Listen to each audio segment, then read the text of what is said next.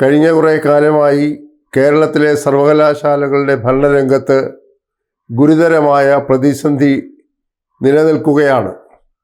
പൂർണ്ണ അധികാരമുള്ള വൈസ് ചാൻസലർമാർ അധികാരത്തിലില്ലാത്തതുകൊണ്ട് സർവകലാശാലകളുടെ വികസനത്തിന് ആവശ്യമായിട്ടുള്ള കോടിക്കണക്കിന് രൂപ കേന്ദ്ര ഗവൺമെൻറ് ഉൾപ്പെടെയുള്ള വിവിധ ഏജൻസികളിൽ നിന്ന് ലഭിക്കാതെ ഇരിക്കുന്ന ഒരു ദുസ്ഥിതിയുണ്ട്.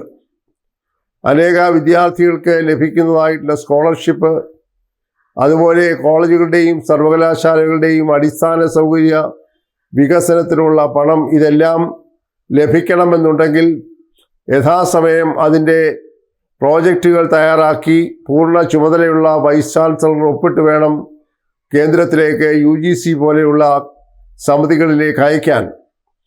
എന്നാൽ കേരളത്തിലെ ആകെയുള്ള 14 സർവകലാശാലകളിൽ ഏതാണ്ട് 11 സർവകലാശാലകളിൽ പൂർണ്ണ സമയ വൈസ് ചാൻസലർമാർ ഇല്ല.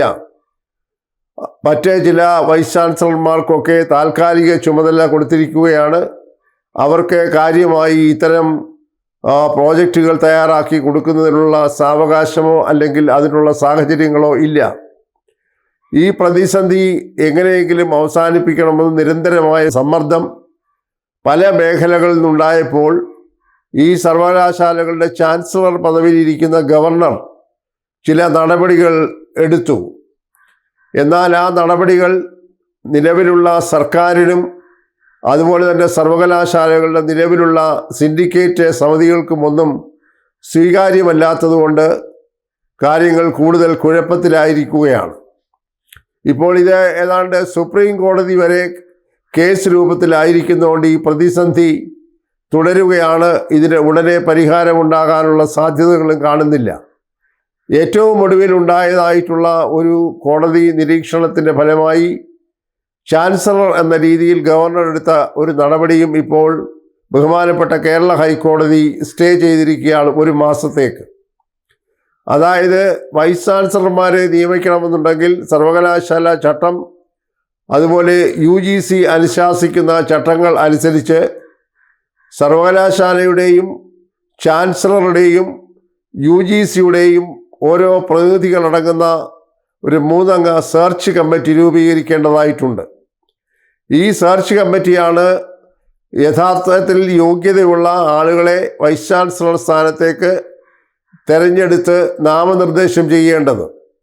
അത് അവസാനമായി തിരഞ്ഞെടുത്ത് ഒപ്പുവയ്ക്കേണ്ടത് ചാൻസലർ എന്ന രീതിയിൽ നിലവിലുള്ള ചട്ടങ്ങളനുസരിച്ച് കേരളത്തിൻ്റെ ഗവർണറാണ്.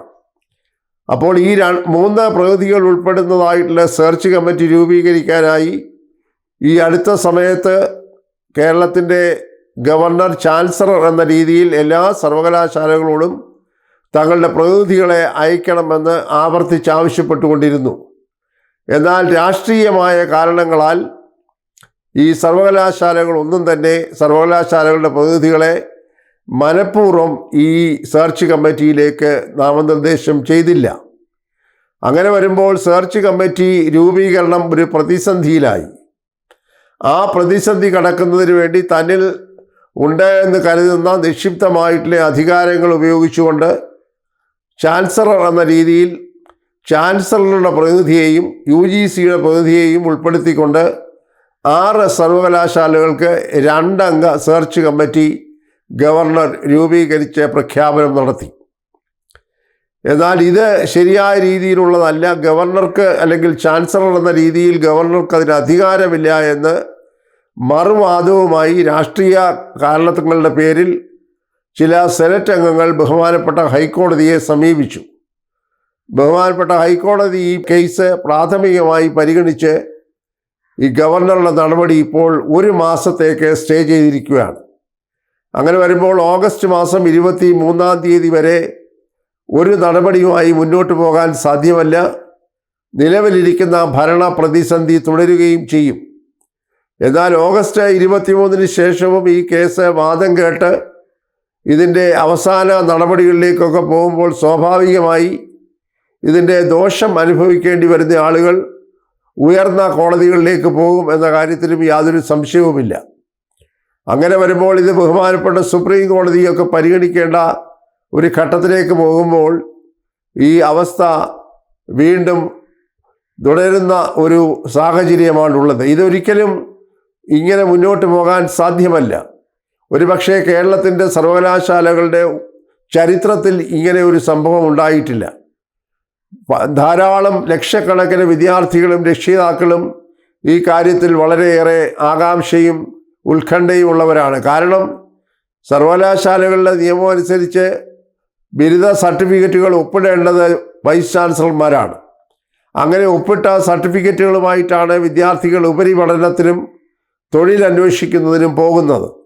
അവിടെയൊക്കെ പ്രതിസന്ധിയാണ്. അതുപോലെ പരീക്ഷാ നടത്തിപ്പ്, അതുപോലെ തന്നെ ഈ പറയുന്ന ഗവേഷണ സാഹചര്യങ്ങളുടെ ഒരുക്കൽ, ഇതൊക്കെ പ്രതിസന്ധിയിലായിരിക്കുമ്പോൾ സ്വാഭാവികമായി ഉന്നത വിദ്യാഭ്യാസ രംഗത്തിനുണ്ടാകുന്ന ബുദ്ധിമുട്ടുകൾ വർണ്ണിക്കുന്നതിനേക്കാളൊക്കെ വളരെ കൂടുതലാണ്. എന്താണ് ഇതിനൊരു ശാശ്വതമായ പരിഹാരം എന്നതിനെക്കുറിച്ച് ഗവൺമെൻറ് ആകട്ടെ അല്ലെങ്കിൽ സർവകലാശാലയിൽ ഇപ്പോൾ നിലവിലുള്ള സിൻഡിക്കേറ്റ്, സെനറ്റ് തുടങ്ങിയ സമിതികളാകട്ടെ ഗൗരവമായി ചർച്ച ചെയ്യുന്നില്ല എന്ന ഒരു ദുസ്ഥിതി നിലനിൽക്കുന്നുണ്ട്.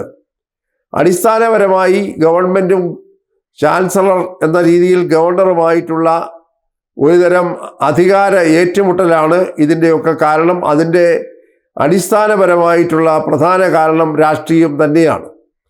ബഹുമാനപ്പെട്ട ചാൻസലർ നാമനിർദ്ദേശം ചെയ്യുന്ന ആളുകളെ, അദ്ദേഹത്തിൻ്റെ അധികാരത്തിൽപ്പെട്ട നാമനിർദ്ദേശം ചെയ്യുന്ന ആളുകളെ പോലും സ്വീകരിക്കാത്ത രീതിയിൽ അതിന് പ്രതിസന്ധികൾ സൃഷ്ടിക്കുന്ന ബോധപൂർവമായ നീക്കം സർക്കാരിൻ്റെ ഭാഗത്ത് നിന്ന് ഒളിഞ്ഞും തെളിഞ്ഞും ഉണ്ടാകുന്നുണ്ട്.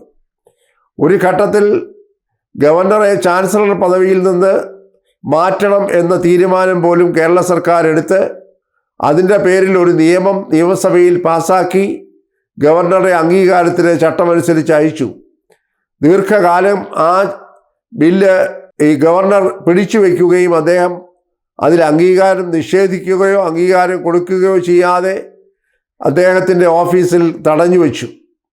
കുറേ കാലങ്ങൾ കഴിഞ്ഞതിന് ശേഷമാണ് ഇതിനെ സംബന്ധിച്ചുള്ള നിരന്തരമായ സമ്മർദ്ദമുണ്ടായപ്പോൾ അദ്ദേഹം ആ ബില്ല് നേരിട്ട് രാഷ്ട്രപതിക്ക് അയച്ചിരിക്കുകയാണ്. രാഷ്ട്രപതിയും അത് പരിഗണിച്ച് ഇപ്പോൾ തള്ളിക്കളഞ്ഞിരിക്കുന്നു. അപ്പോൾ കടുത്ത പ്രതിസന്ധിയാണ് കേരളത്തിലെ സർവകലാശാലകളുടെ ഭരണരംഗത്തുണ്ടായിരിക്കുന്നത്. ഇത് പരിഹരിക്കാനായി അടിയന്തരമായ നടപടികൾ എടുക്കാൻ ബന്ധപ്പെട്ട സമിതികൾ മുന്നോട്ട് വന്നെങ്കിലേ മതിയാവുകയുള്ളൂ. ഇത് കോടതിയിലെ കേസുകൾ മൂലം ഈ പ്രശ്നത്തിന് വേഗം പരിഹാരം കണ്ടെത്താനായി സാധ്യമല്ല. ഇതിൻ്റെ ദുരന്ത ഫലങ്ങൾ അനുഭവിക്കുന്നത് യഥാർത്ഥത്തിൽ നേരത്തെ പറഞ്ഞതുപോലെ നിഷ്കളങ്കരായിട്ടുള്ള വിദ്യാർത്ഥികളും അവരുടെ രക്ഷിതാക്കളുമാണ്. കേരളത്തിൻ്റെ സർവകലാശാലകളുടെ വളർച്ച വളരെ മുരടിച്ചിരിക്കുന്നു. പുതിയ വിദ്യാഭ്യാസ നയമനുസരിച്ച് കേരളത്തിൽ ആദ്യമായി 4 വർഷ ബിരുദ ഓണേഴ്സ് കോഴ്സുകൾ കഴിഞ്ഞ ജൂലൈ 1-ാം തീയതി ആരംഭിച്ചു. വലിയ ആഘോഷത്തോടു കൂടിയാണ് ഇത് ആരംഭിച്ചിരിക്കുന്നത്. ഈ 4 വർഷ കോഴ്സിൻ്റെ ഭാവിയെ സംബന്ധിച്ച് വിദ്യാഭ്യാസ രംഗത്ത് വളരെ പ്രധാനപ്പെട്ട ചോദ്യങ്ങൾ ഉയർന്നു വന്നിട്ടുണ്ട്. അങ്ങനെയൊക്കെയുള്ള ഒരു സാഹചര്യമാണ് ഇപ്പോൾ നിൽക്കുന്നത്. ഇതിലുള്ള ആശങ്കയുടെ അടിസ്ഥാനത്തിൽ ധാരാളം വിദ്യാർത്ഥികൾ കേരളത്തിൽ നിന്ന് +2 കഴിഞ്ഞിട്ടും ബിരുദം നേടിയിട്ടും ഉന്നത പഠനത്തിനായി കേരളവും ഇന്ത്യയും വിട്ട് വിദേശ രാജ്യത്തേക്ക് പോകുന്ന ഒരു സാഹചര്യം ഉടലെടുത്തിരിക്കുകയാണ്.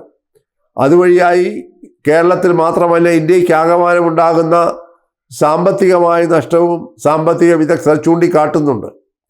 ഏതായാലും ഇപ്പോൾ ഈ ഗവർണർ ചാൻസലർ എന്ന രീതിയിൽ എടുക്കുന്നതായിട്ടുള്ള നടപടികൾ കോടതിയിൽ സ്റ്റേ ചെയ്യപ്പെട്ടിരിക്കുന്ന സാഹചര്യത്തിൽ ഇനി സ്റ്റേ വെക്കേറ്റ് ചെയ്യാനായി ഗവർണർ നടപടി എടുക്കുന്നില്ല എങ്കിൽ വരുന്ന മാസങ്ങളിലൊന്നും ഈ പ്രശ്നം പരിഹരിക്കപ്പെടുകയില്ല. എന്നാൽ കേരളത്തിലെ സർവകലാശാലകളിൽ യോഗ്യതയുള്ള വൈസ് ചാൻസലറെ നിയമിക്കണം എന്നാവശ്യപ്പെട്ടുകൊണ്ടുള്ള ഒരു പൊതു താൽപ്പര്യ ഹർജി ബഹുമാനപ്പെട്ട കേരള ഹൈക്കോടതി അടുത്ത ആഴ്ച അത് പരിഗണിക്കുന്നതാണ്. പ്രശസ്ത സാമ്പത്തിക വിദഗ്ധ ഡോക്ടർ മേരി ജോർജ് കൊടുത്തിരിക്കുന്ന ആ പൊതു താൽപ്പര്യ ഹർജിയിൽ സർവകലാശാലയിൽ വൈസ് ചാൻസലർമാരെ നിയമിക്കാൻ അടിയന്തര നടപടികൾ സ്വീകരിക്കണമെന്ന് ആവശ്യപ്പെട്ടിട്ടുണ്ട്. ആ കേസ് പരിഗണിക്കുമ്പോൾ കൃത്യമായ എന്തെങ്കിലും നിർദ്ദേശങ്ങൾ ബഹുമാനപ്പെട്ട ഹൈക്കോടതി നൽകുമെങ്കിൽ ഒരു പക്ഷേ പ്രശ്നത്തിന് താൽക്കാലികമെങ്കിലും ഒരു പരിഹാരമുണ്ടായി എന്ന് വന്നേക്കാം. അല്ലായെന്നുണ്ടെങ്കിൽ ഈ അവസ്ഥ ഭരണ പ്രതിസന്ധി അനിശ്ചിതമായി തുടരുകയും അതുമൂലം കേരളത്തിലെ ഉന്നത വിദ്യാഭ്യാസ രംഗം ആകെ താറുമാറാവുകയും ചെയ്യും എന്നുള്ളതാണ് യഥാർത്ഥത്തിൽ പറയേണ്ടിയിരിക്കുന്നത്. അതുകൊണ്ട് ഗവൺമെൻറ്റിൻ്റെ ഉത്തരവാദിത്തത്തിൽ നിന്ന് ഒഴിഞ്ഞു മാറാൻ സാധ്യമല്ല. അണികളെ ഉപയോഗിച്ചുകൊണ്ട് സർവകലാശാല സമിതികളിൽ പ്രതിസന്ധി ഉണ്ടാക്കാനായി പ്രേരിപ്പിക്കുന്നത് ശരിയല്ല. അധികാരമില്ലെങ്കിൽ പോലും ബഹുമാനപ്പെട്ട ഉന്നത വിദ്യാഭ്യാസ മന്ത്രി സ്വയംഭരണാവകാശമുള്ള സർവകലാശാലകളുടെ ഭരണത്തിൽ ഇടപെടുന്നു എന്നുള്ള ആക്ഷേപമുണ്ട്. സർക്കാരിന് നിയമമനുസരിച്ച് സ്വയംഭരണ സ്ഥാപനങ്ങളായ സർവകലാശാലകളിൽ ഇടപെടാനായി അധികാരമില്ല. അപ്പോൾ അവരും ഈ പറയുന്ന രീതിയിൽ ഉണർന്ന് സമയത്തിനനുസരിച്ച് അല്ലെങ്കിൽ അവസരത്തിനകത്ത് പ്രവർത്തിച്ചില്ല എന്നുണ്ടെങ്കിൽ വിദ്യാർത്ഥികളുടെയും രക്ഷിതാക്കളുടെയും ആശങ്ക അകലുകയില്ല. അതിനെ സംബന്ധിച്ച് വേണ്ട രീതിയിലുള്ള ആലോചനകളും തീരുമാനങ്ങളും അടിയന്തരമായി ഉണ്ടാകേണ്ടിയിരിക്കുന്നു. അതിനുവേണ്ടിയാണ് കേരളത്തിലെ വിദ്യാർത്ഥി സമൂഹവും പൊതുസമൂഹവും കാത്തിരിക്കുന്നത്. ഒരു രാഷ്ട്രീയ പോരാട്ടത്തിനുള്ള വേദിയായി സർവകലാശാലകളെ തരം താഴ്ത്തുന്നത് ഒരിക്കലും ആശാസ്യമല്ല, സർക്കാരിന് അത് ഭൂഷണമല്ല. ചാൻസലറും അദ്ദേഹത്തിൻ്റെ അധികാരത്തിൽ ഉള്ളിൽ നിന്നുകൊണ്ട് വേണം പ്രവർത്തിക്കാൻ. ഒരു സമവായത്തിലൂടെ മാത്രമേ ഈ പ്രശ്നങ്ങൾക്ക് പരിഹാരമുണ്ടാവുകയുള്ളൂ എന്നതാണ് യഥാർത്ഥത്തിൽ നമ്മുടെ മുൻപിൽ ഉള്ള പ്രശ്നം.